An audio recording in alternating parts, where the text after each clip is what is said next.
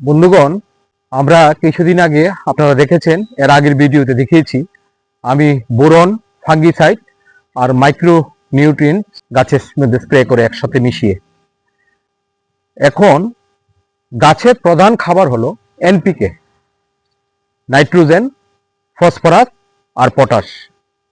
কিন্তু এই ডরমেন্সি পিরিয়ডে আমরা যদি নাইট্রোজেনযুক্ত খাবার গাছে দিয়ে দিই, তাহলে গাছে নতুন কচি পাতা প্রচুর পরিমাণে চলে আসবে।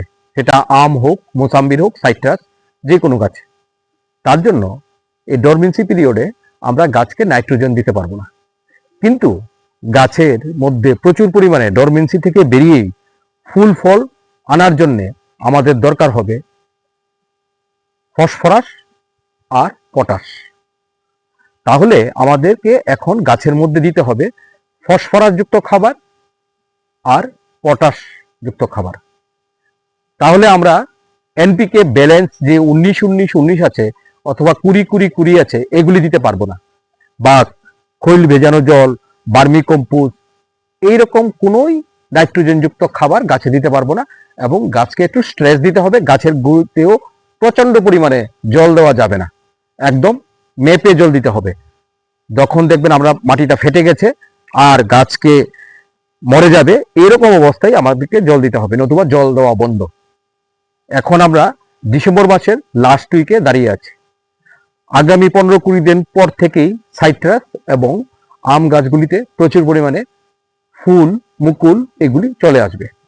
এখন আমাদের যেটা করণীয় সেটা হলো গাছকে ফসফরাস আর পটাশযুক্ত এনপিকে, যেমন 0-52-34, 0-52-34, যেখানে 52% ফসফরাস আছে আর 34% পটাশ আছে, সেটা দিতে হবে প্রথম। এর থেকে 7 দিন পরে আমরা আরেকটা দেব 00-50, যেটা শুধু পটাশ আছে যেটার মধ্যে।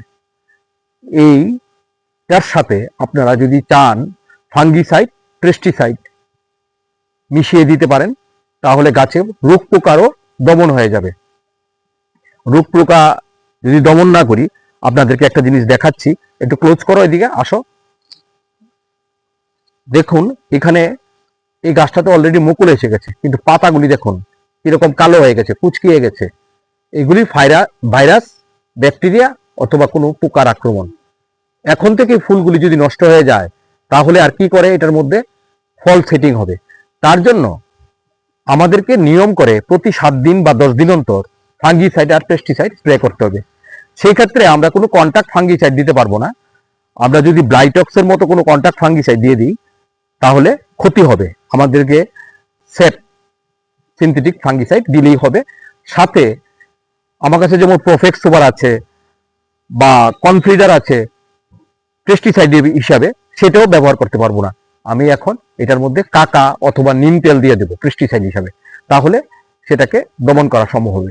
তো যেহেতু আমরা কিছুদিন আগে বোরন, সেফ ফাঙ্গিসাইড আর মাইক্রোনিউট্রিয়েন্টস বায়োভিটা এক্স সিউইড দিয়েছিলাম, তার জন্য এখন আমি এটার মধ্যে শুধু 0-52-34 এনপিকে আর সঙ্গে পেস্টিসাইড হিসাবে কাকা মিশিয়ে একটা 15 লিটার জারের মধ্যে মিশিয়ে সারা গাছে স্প্রে করে দেব, একদম স্নান করিয়ে দেব।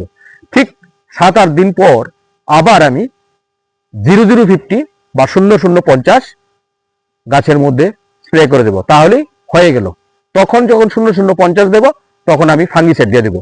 আজকে আমি পেস্টিসাইড দিয়ে দিচ্ছি, তখন আমি ফাঙ্গিসাইড দিয়ে দেবো। বা এরকমও করা যায়, আমি শুধু এখন এনপিকে দিলাম, পরবর্তী সময়ে ফাঙ্গিসাইড আর পেস্টিসাইড একসঙ্গে মিশিয়ে দেওয়া যাবে। কিন্তু গাছের মধ্যে যখন অল্প অল্প পোকা দেখতে পাচ্ছি বা ফাঙ্গাস দেখতে পাচ্ছি, ফাঙ্গিসাইড 7 দিন আগে দিয়েছি, তার জন্য এটা হালকা করে কাকা দিয়ে দেব, যাতে পোকাগুলোও দমন হয়ে যায়। ঠিক আছে, আমি আবার যার সাথে মিশিয়ে যখন স্প্রে করব, তখন আপনাদেরকে দেখিয়ে দিচ্ছি।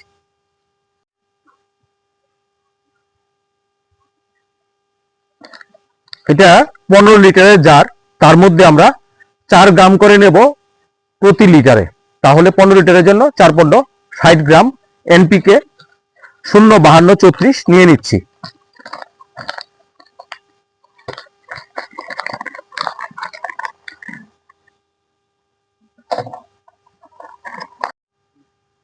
এখানে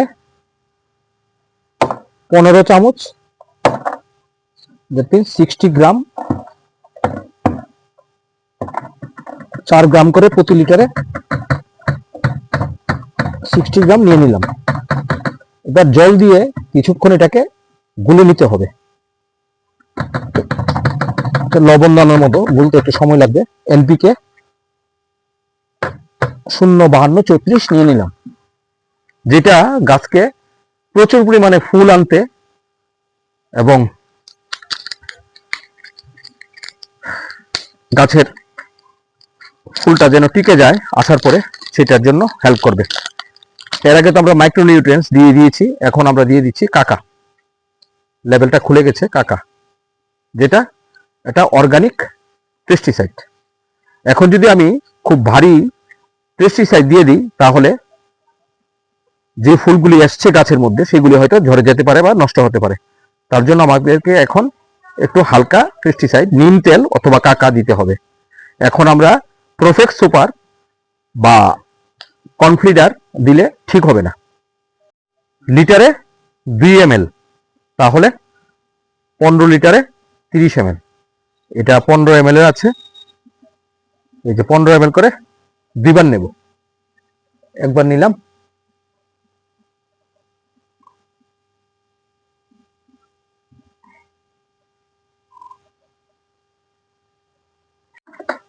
এটাকে এখন ভালো করে মিশিয়ে নিতে হবে। ওয়াটার সোলেবল 05234 আর কাকা নিয়ে নিলাম।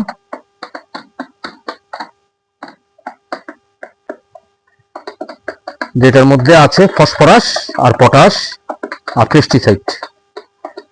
ফসফরাস গাছে প্রচুর পরিমাণে ফুল আনতে খুব সাহায্য করে, আর পটাশ হলো যে ফুলগুলি আসবে সেগুলি যেন ড্রপ আউট না হয়ে যায় এবং গাছটাকে ভেতর থেকে শক্তি যোগাবে। যেহেতু 05234 এনপিকে, 0 মানে নাইট্রোজেন, নাইট্রোজেনের পরিমাণ এখানে 0। বন্ধুগণ, মিশ্রণটা ভালো করে মিশে যাওয়ার পরে এইভাবে চারিদিকে ঘুরে ঘুরে গাছটাকে ভিজিয়ে দিতে হবে। ফুল ফল বেশি পরিমাণে আসার জন্য আমাদেরকে ডিসেম্বর মাসের লাস্ট উইকের মধ্যে এই কাজটা করে নিতে হবে। এখন যদি আমরা এই কাজটা করে নেই, তাহলে ফুল ফল সঠিকভাবে আসবে এবং রোগ পোকার হাত থেকেও গাছকে দমন করানো সম্ভব হবে। ফল এসে গেলে বা মুকুল এসে গেলে এই কাজটা করলে লাভ হবে না। এর আগে থেকেই এখন কাজটা করে নিতে হবে, কারণ ডরমেন্সি পিরিয়ড থেকে বেরিয়েই গাছ আমাদেরকে ফুল ফল দিয়ে দেবে। তার জন্য এখন থেকে গাছকে তৈরি করে নিতে হবে এই মিশ্রণগুলি দিয়ে। আপনাদের কাছে যদি এই ভিডিওটা ভালো লাগে, আপনারা লাইক দেবেন, শেয়ার করবেন নিজেদের বন্ধুবান্ধব আত্মীয় স্বজনের সঙ্গে, এবং সাবস্ক্রাইব করে আমাদের এক নজর ব্লগে পাশে থাকবেন। বেল আইকনটি একবার অন করে নেবেন, তাহলে আমরা যখন যখন নতুন ভিডিও আপনাদেরকে দেব আপনার কাছে চলে আসবে। সম্পূর্ণ ভিডিওটা দেখার জন্য আপনাদেরকে ধন্যবাদ। সবাই ভালো থাকবেন, সুস্থ থাকবেন।